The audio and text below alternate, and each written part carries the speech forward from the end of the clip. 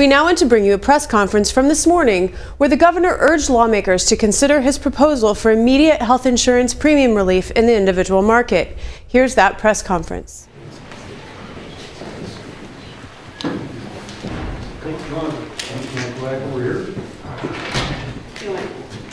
I'm waiting in younger generation. Okay, very good, thank you.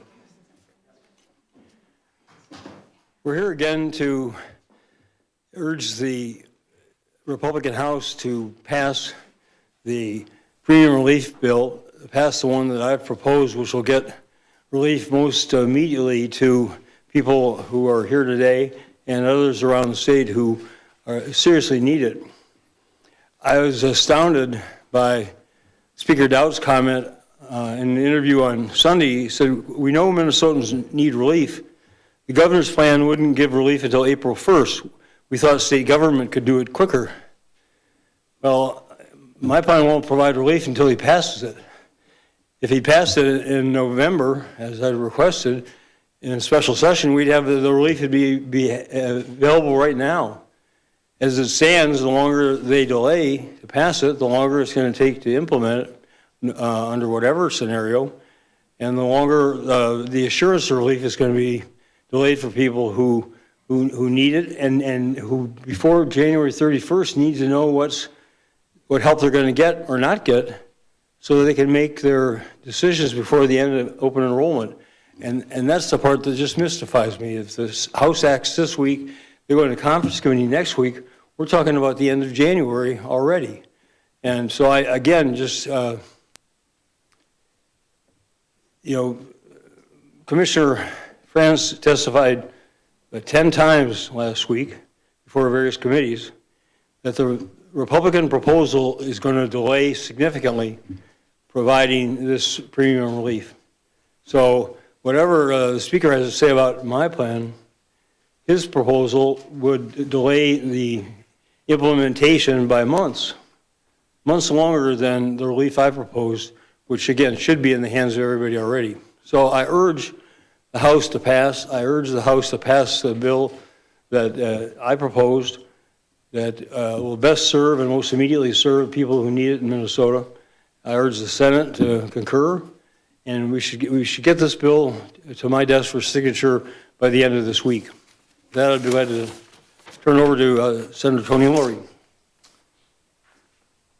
Thank you, Governor, and thank you, press, for coming. I'm going to be very brief. We had a couple of hours on the Senate floor where I did get to say my piece, and today we have some of the folks that are actually affected by this, and I think it's most important that we hear from them.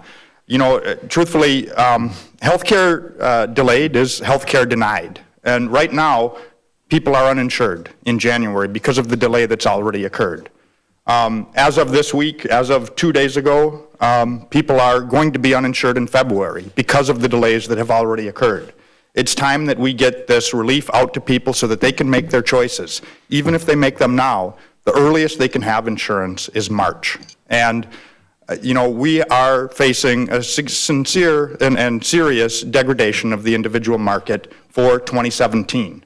If we want to fix 2018, we need to preserve 2017 to the greatest extent possible.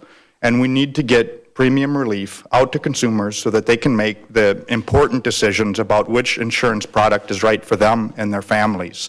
And we need to decouple it from all of these other issues that need to be addressed in a more thorough conversation where we respect the committee process, take the ideas through, figure out what they're actually going to do, have the analysis complete, and work to ensure that we're making the right choices for 2018. But again, as Commissioner Rothman testified to several times, if we want to fix 2018, the first thing that we need to do is prop up the 2017 marketplace. So with that, I'll introduce Representative Hortman. Thank you.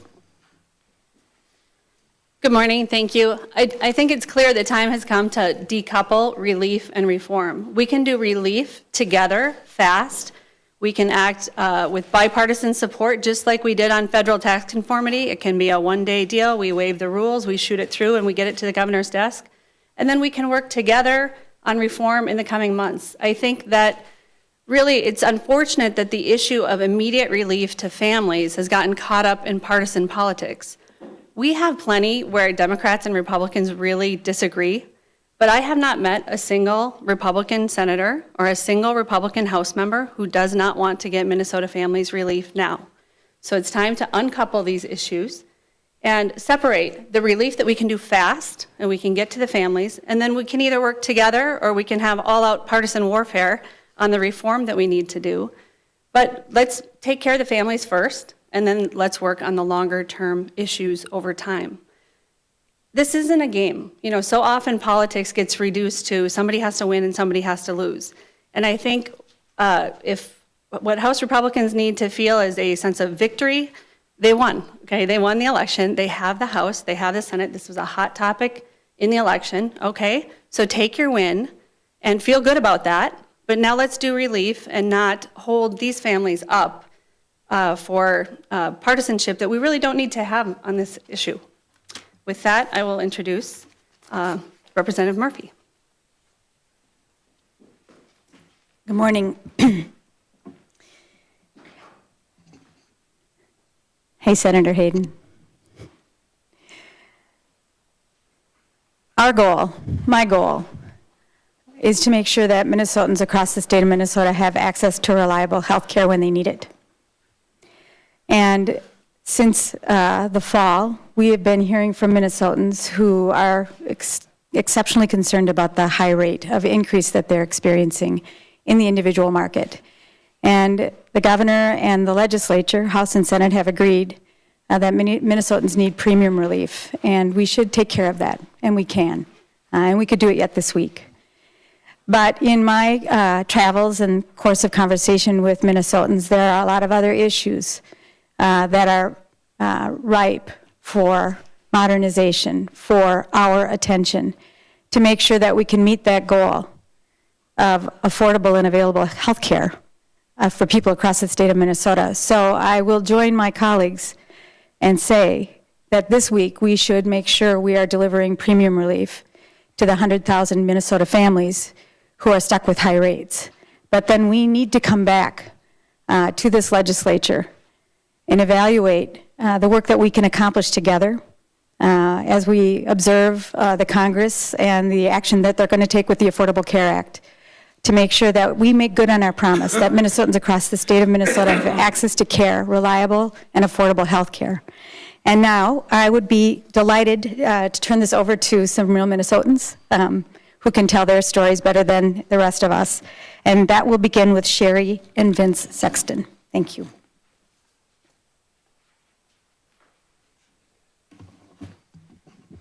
I'd like to thank for being invited up here to share my story.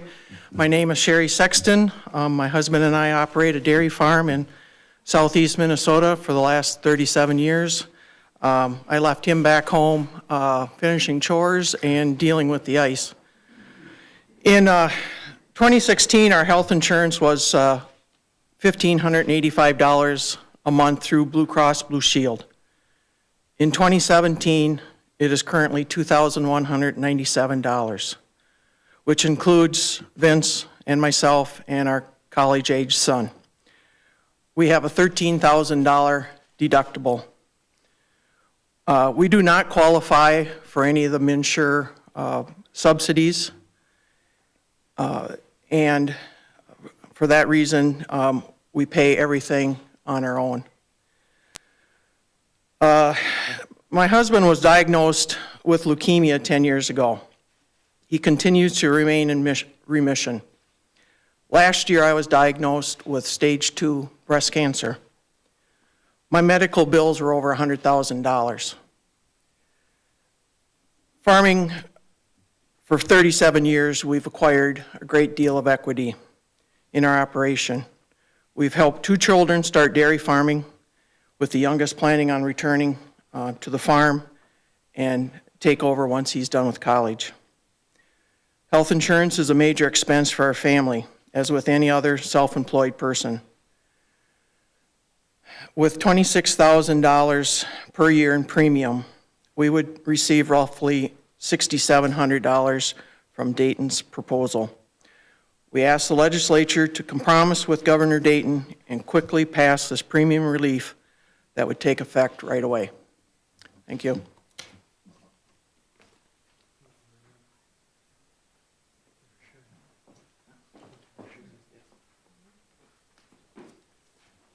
Hi, I'm Tracy Loeffler, and I'm here with my husband and son.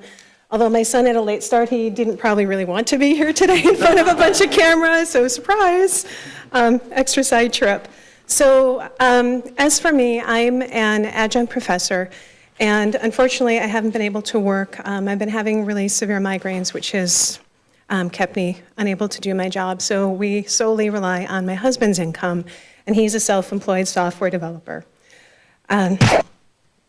And I'll keep this short, so I'll follow my notes here. So in 2016, our monthly health insurance premiums went up 62%, exceeding our monthly home mortgage payment. And the only way we managed that was by dipping into our savings to pay for our premiums. Now in 2017, our deductible is going up nearly $10,000 to $13,100. And that means we're basically paying more than a mortgage payment for catastrophic insurance. Because of that, we can't afford dental or vision insurance, which means we'll be paying over $30,000 out of pocket for healthcare expenses for just our family of 3. And for us, that's just absolutely unsustainable. And breaking that down, that averages to $2,500 a month for healthcare. That's allowing us less access to providers than ever before. We also have Blue Cross, and they've taken our provider network, and they have reduced it so drastically, we don't have most of the doctors that we've seen. We're burning through our savings just to pay for basic healthcare, and that's not right. My doctor would like me to get an MRI due to my migraines and vertigo that's been keeping me unable to work, but we can't afford it.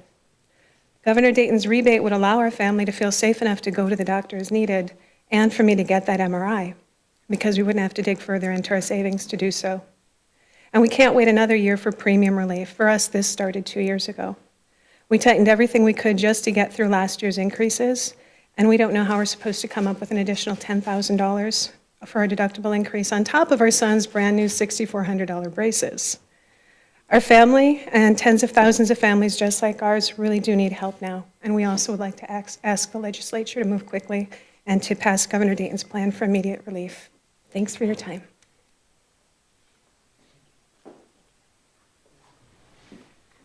I'm John Christensen, and my premiums, I had healthcare through my employer for 25 years or so. And then I worked for a small company, though, and they had to cut that benefit. So I went on to MNsure, and the first years seemed pretty affordable. I was only paying about $280 a month. And then this year, it went up 78% to $505 a month, which is nothing compared to people who have families, but on just my income, it's bigger than my mortgage payment. And I was thinking that I might just drop healthcare and pay the penalty that you pay instead. But I figured out that I needed surgery before I made that decision, so I did stay on it. But I do think that making it through this year is going to be rough. I'm spending more than I make, so the rebate would be great, and the sooner the better. And we have Senator Jeff Hayden. And let me just say, your son, that my sons absolutely abhorred my dragging them to events like this, so they sympathize with me.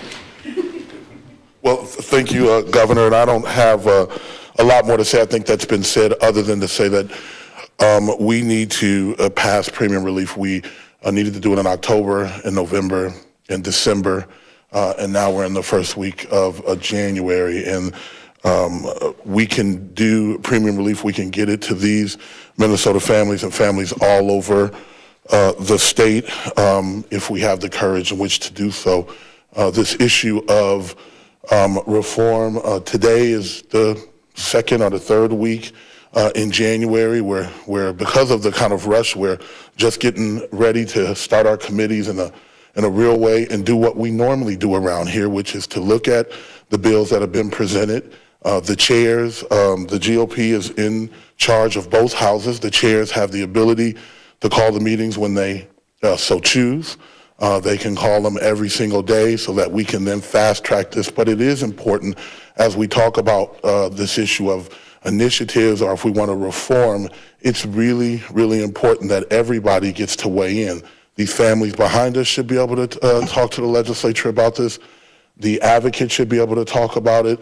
Those that are going to implement this strategy, and of course the legislators should be able to have a chance to talk about the ideas that are on the table and to bring their own ideas to the table. And I believe, and I've seen it happen before, that we can get this done and we can have the kind of reforms are the kind of ideas, regardless if it's reinsurance and what that might look like. I think you guys saw that we had a reinsurance proposal in committee one day that was going to be the MSHA 2.0 that was paid by an assessment of small businesses, and the next day, the leadership in the GOP had it as a direct appropriation from the general fund. We'd like to kind of know what the thought process was behind that and how do we get there and what might be the best way. And I'm sure the governor would like to weigh in and talk about what his ideas. So I think that we can get this, but today we should get those conference committees together. We should move forward and we should pass a bill as soon as possible for premium relief. And then we should simultaneously talk about all of the great ideas. We had a healthcare innovation task force that had multiple recommendations on what we might do on this very issue. The Democrats brought that to the table last year and it fell off in conference committee. We'd like to talk about those ideas or any other, because the world is changing each and every day. So I would hope and implore that the leaders of both GOP houses would put these conference committees together. Let's pass a bill, and then let's go about our work in finding the reforms that are needed. We're glad to respond to questions on this particular topic. Governor, Republicans are already right now reacting and saying that continuity of care is so important and they need to get that in the bill as well. What is your response? I've said for 3 months I support continuity of care, that whatever they can work out with the health plans, I'm totally in support of. I think it's the other, in addition to the rising premium costs, the other major flaw with the Affordable Care Act is, contrary to what President Obama promised people, which is if you like your doctor, you can keep him or her. That's not possible, and absolutely that needs to be corrected as best we possibly can now for 2017, where the insurers' plans are already a lot locked in, but also even more so for 2018. But whatever they can do with the bill for that, I'm glad to accept. Maybe I could respond to that too. I'm not sure who's saying that, but on the Senate floor, I personally offered up an amendment that would have done, the proposal that the governor has for premium relief, and in addition to that, the continuity of care. So, I mean, if that's the hang-up, they had every opportunity to support, the subsidies and the continuity of care. I mean, I too think that that's an important aspect for 2017, and they had the opportunity to vote on that and voted it down. Same in the House, in the Health Reform Committee, in the Ways and Means Committee. We gave Republicans the opportunity to vote on the governor's premium relief with continuity of care provision, and it was voted down in both cases. Something just doesn't add up here, and some of these issues where I've agreed for months, I got to believe it started to become a smokescreen to cover up whatever the unwillingness is by Republican majorities in both the House and Senate to provide this premium relief that so many of them campaigned on last fall.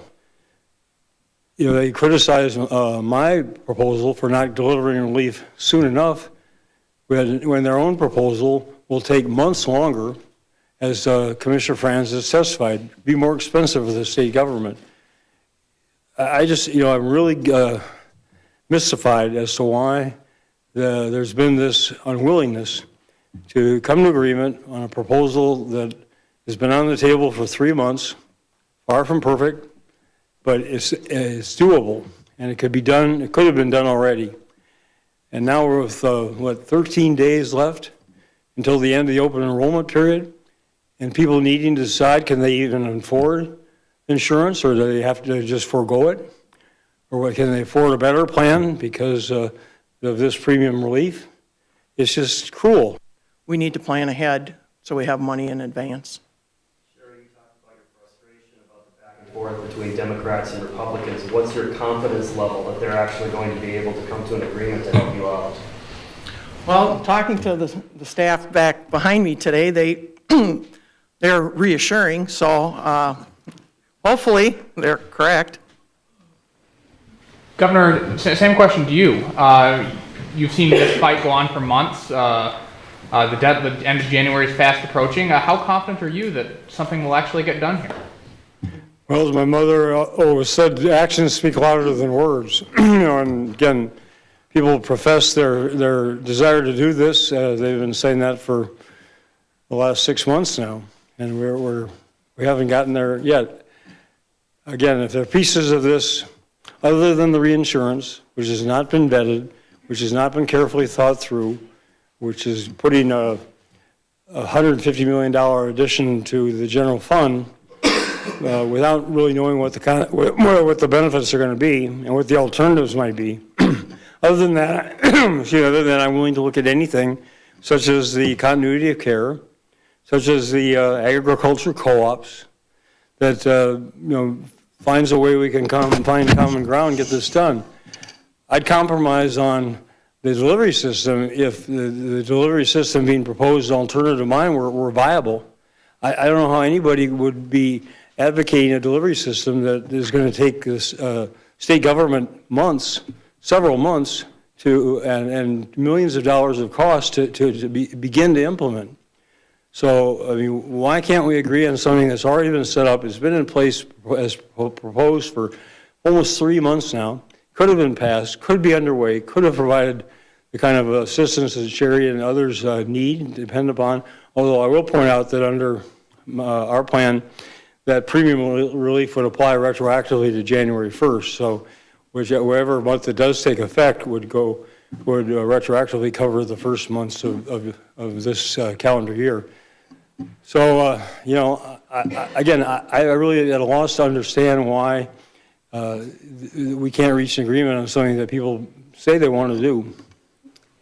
If I could just add, I'm the optimistic one. I was on your legislators with Representative Tony Albright and Senator Michelle Benson on Thursday night last week, and they both want to provide premium relief to families. And I heard them saying between the lines that I think that they're getting to a point where their caucuses could be ready to do premium relief and then continue to work on reform. Because as these bills have moved through, the members of the caucuses are seeing just how complicated they are and how difficult it will be for us to do healthcare reform, period, much less healthcare reform within the space of a month.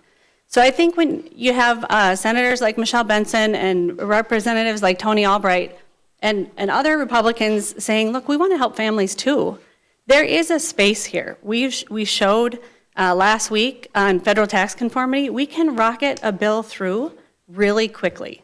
And this isn't an area where we have like a blood feud with Republicans, right? Healthcare is complicated, it's hard, but it's not like one of those issues where there's no common ground. And I think we're all sent here to take care of our constituents, and I think just as many Republicans want to help their constituents as Democrats. So I have some hope that having seen how complicated it is, and having seen how successful we were with federal tax conformity, that the caucuses might say to their leaders, we fought the good fight, we wanted to get reform through as fast as we could, but it's just not possible. So let's do relief now, fast, and then let's work on reform. Can I just add one thing? I saw it said on the Senate floor that senators didn't trust me at my word that I would support and sign a major reform bill once we have gone through the legislative process, hearings, heard the pros and cons, decided that this is the best way we can give the most help to the most Minnesotans at an efficient way and at minimal cost to hardworking taxpayers. I told the leaders that verbally the day we had the reception almost 2 weeks ago now. I put it in writing in a letter to all the legislators last week. I mean, if people don't believe me, I mean, just look at the facts of the situation. Why would I oppose a reform bill? Why would I want to keep the status quo the way it is and subject good Minnesotans like the ones here to this kind of pain and suffering and distress, and do that again for another year? I mean, it's just unthinkable. So I just, can only give assurance again. If people don't believe me, they don't believe me. But I give them my word that I will sign a relief bill, a reform bill, sign a relief bill if we ever get it. I'll sign a reform bill, and will be one that, as I say, that will be comprehensive and give Minnesotans the best results for a reasonable price. Just by way of background here, were these folks contacted you, or your office seek them out, or what can you say about the level of constituent contact you're getting on this? I'm getting a great deal of constituent contact, less than before, because I think people are maybe is not as optimistic as Representative Portman, and I hope she's right.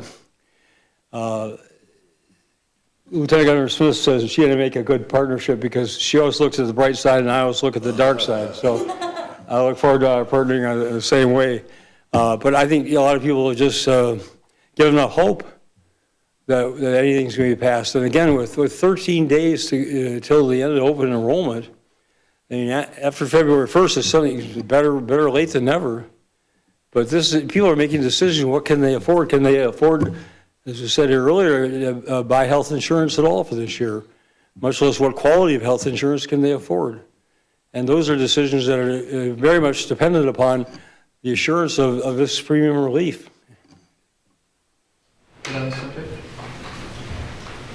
But now we have the fun part where they ask me all sorts of questions. If you really want, this is what I have all as much as you. So if you want to stay and supper with me, you want me to. So otherwise, we'll have a little reception downstairs and get a chance to do a little more. So, thank you. Thank you very much.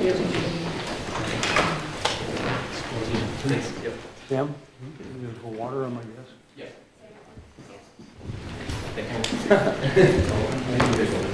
Oh, there's here.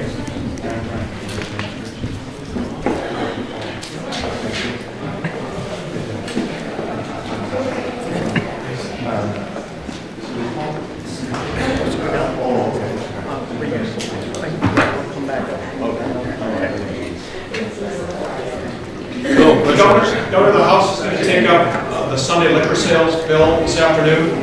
If such a bill passes through the House and Senate, would you sign it as you have said you would in the past? I'll sign it or allow it to become signature or law without my signature. I'm not going to veto it. It's one of those issues where you got vested interests on one side and vested interests on the other side. What is the public interest? I think the public interest is probably to be able to buy alcohol on Sundays like you can buy just any other commodity. But I've got things like this, like premium relief for people that frankly are far more urgent in my mind than Sunday liquor sales, which has been debated for as long as I've been around here, which means for eternity. And so I'll sign it, but I'm not directly involved in the issue. So you wouldn't actively lobby for it, but if it gets through? I don't lobby for it, I'm not going to lobby against it. If it comes to me, it'll become law. Assuming that it's a clean bill, depending only on whatever else is added to it. Senator Abler's here, he can assure me that it'll be straightforward. Governor, this week is the presidential inauguration, which is proving certainly a very divisive moment in the country. One of Minnesota's own congressmen says that he's not going to attend the inauguration. Lots of Minnesota communities were very closely divided. I was wondering what your thoughts were on this particular moment in the country and in Minnesota right now. Well, I'm not attending the inauguration because I guess governors can go, but we're not as highly valued in Washington as members of Congress. So nobody's invited me or asked me or urged me to go, and I've got a State of the State next Monday and a budget next Tuesday, so I have more than enough to do here. I wish the president well. He's going to be our president for the next 4 years, and I hope and I pray that he's successful. When he succeeds, we all succeed, and if he doesn't succeed, we all suffer the consequences. So I wish him well. What about folks boycotting the inaugural? Do you have an opinion on that? It's a free country. People get to make their own decisions and make their own First Amendment statements, and so I respect that. I'm not boycotting. I want to be clear. I'm not going. Again, because no one's asked me to go. Sorry about that. Well, and also because, as I say, I've got a pile of things to complete for next week's State of the State and budget submission. Other questions? Okay. Hopefully see you all this afternoon for CREP. Thank you very much.